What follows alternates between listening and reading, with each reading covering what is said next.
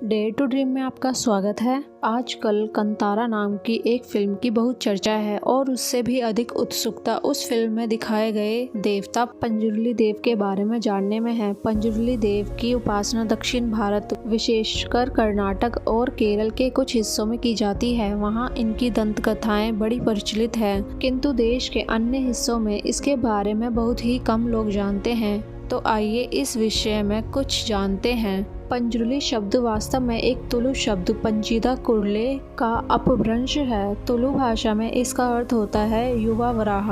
यह कुछ भगवान विष्णु के वराह अवतार की ही तरह है। तुलु लोगों में, जिन्हें तुलु नाडु भी कहा जाता है, पंजुर्ली देव सबसे प्राचीन देवता में से एक हैं। ऐसी मान्यता है कि जब पहली बार पृथ्वी पर अन्न की उत्पत्ति हुई, उसी समय पंजुर्ली देव पृथ्वी पर आए। अर्थात मानव सभ्यता के आरंभ में कुछ विद्वानों का यह भी मानना है कि जब मनुष्य ने खेती करना सीखा तो उस समय जंगली सुअर अपने पेट भरने के लिए उनकी फसल को खा जाते थे। उन्होंने इसे कोई दैवीय शक्ति समझ लिया और वराह रूपी पंजुर्ली देव की उपासना करना प्रारंभ कर दिया ताकि वह उनकी फसलों की रक्षा करे। तब से ही पंजुर्ली देव की पूजा हो रही है। आज भी पंजुर्ली देव की पूजा करते समय लोग बरने कोरपुनी नामक एक प्रथा करते हैं, जहां वह देवता को अन्न अर्पण करते हैं। इस प्रथा में बांस के एक पात्र में चावल रखते हैं और उस पर नारियल के 2 टुकड़ों में दीपक को जलाकर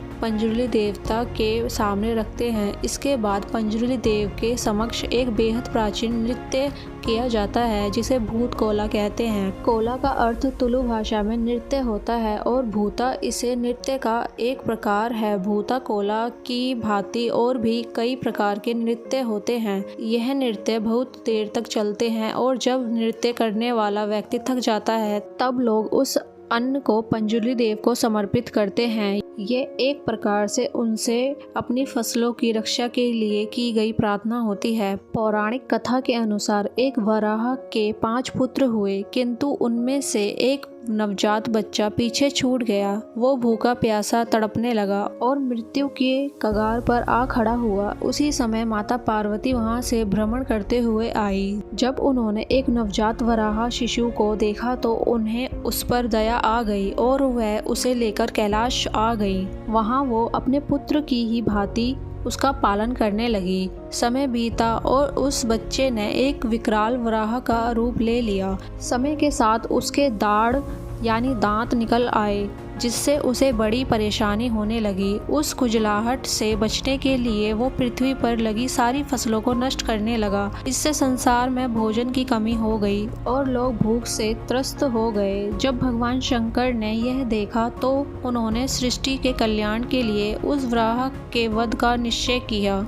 जब माता पार्वती को ये बात पता चली तो उन्होंने महादेव से उसके प्राण न लेने की प्रार्थना की। माता की प्रार्थना पर महादेव ने उसका वध तो नहीं किया, किंतु उसे कैलाश से निष्कासित कर पृथ्वी पर जाने का श्राप दे दिया। अपनी प्राण रक्षा के बाद उस वराह ने महादेव और माता पार्वती की अभ्यर्थना की और तब भोलेनाथ ने उसे एक दिव्य शक्ति के रूप में पृथ्वी पर जाने और वहां पर मनुष्य और उनकी फसलों की रक्षा करने का आदेश दिया। तब से वो वराह पृथ्वी पर पंजुर्ली देव के रूप में निवास करने लगा और पृथ्वी पर फसलों की रक्षा करने लगे। इसी कारण लोगों ने इन्हें देवता की भांति पूजना आरंभ कर दिया।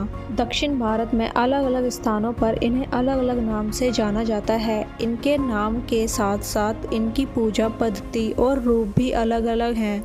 अधिकतर स्थानों पर इन्हें वराह के रूप में ही दिखाया जाता है, किंतु कुछ स्थानों पर इन्हें मुखौटे पहने हुए मनुष्य के रूप में भी दर्शाया जाता है। पंजुर्ली देव के साथ साथ एक और देवता गुलिगा का भी वर्णन आता है, जो देवता का उग्र रूप है। प्राचीन कथा के अनुसार एक बार माता पार्वती महादेव के लिए भस्म लाई। उस भस्म में एक कंकड़ था जिसे भोलेनाथ ने पृथ्वी पर फेंक दिया। उसी कंकड़ से गुलिगा देव अपने उग्र रूप में जन्मे। उन्होंने महादेव से पूछा कि मैं कहाँ जाऊँ। इस पर भोलेनाथ ने उन्हें भगवान विष्णु के पास भेज दिया। भगवान विष्णु ने उन्हें पृथ्वी पर नैना उल्लाह संके के गर्भ में भेज दिया।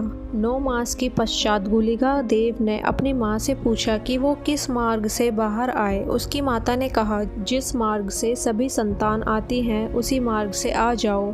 पर गुलिगा देव ने ऐसा नहीं किया। उन्होंने अपनी माता का उदर यानी पेट फाड़ डाला और उसी से बाहर निकले। वे अत्यंत भूखे थे, इसलिए वे कुछ खाने को ढूंढने लगे। उन्हें इतनी भूख लगी थी कि उन्होंने सूर्यदेव को खाने का प्रयास किया। फिर उन्होंने मछलियाँ खाई और जानवरों का खून पिया, किंतु इससे भी उनकी भूख शांत नहीं हुई। अंततः भगवान विष्णु ने उन्हें अपनी छोटी उंगली खाने को दी, जिससे उनकी भूख शांत हुई। गुलिगा देव को शिवगणों में से एक भी माना जाता है और इन्हें क्षेत्रपाल भी कहा जाता है। एक कथा के अनुसार पंजुर्ली देव और गुलिगा देव में एक बार युद्ध हुआ जो बहुत दिनों तक चला। तब माँ दुर्गा ने उस युद्ध को बंद करवाया और उन दोनों को एक साथ रहने की आज्ञा दी। इसी कारण आज भी पंजुर्ली देव और गुलिगा देव को एक साथ पूजा जाता है। जहाँ पंजुर्ली देव सौम्य स्वभाव के हैं, वहीं गुलिगा देव उग्र स्वभाव के हैं, किंतु फिर भी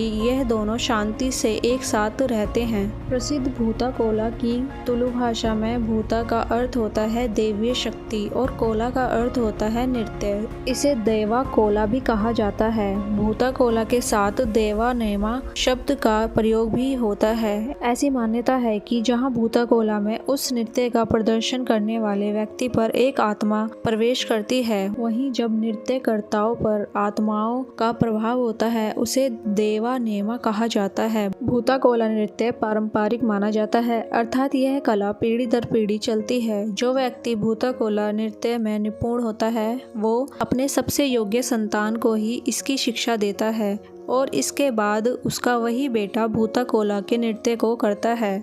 इसके लिए उसे कठिन प्रशिक्षण लेना आवश्यक होता है। केवल वही व्यक्ति भूता कोला नृत्य को करने में योग्य माना जाता है जिसका मन पवित्र हो और जिसके शरीर में उस नृत्य के प्रदर्शन के समय देव या भूत प्रवेश कर सकें। आज के लिए इस वीडियो में बस इतना ही। अगर आपको ये वीडियो अच्छी लगी हो तो लाइक करें, शेयर करें और ऐसे ही और वीडियो देखने के लिए हमारे चैनल को सब्सक्राइब करें।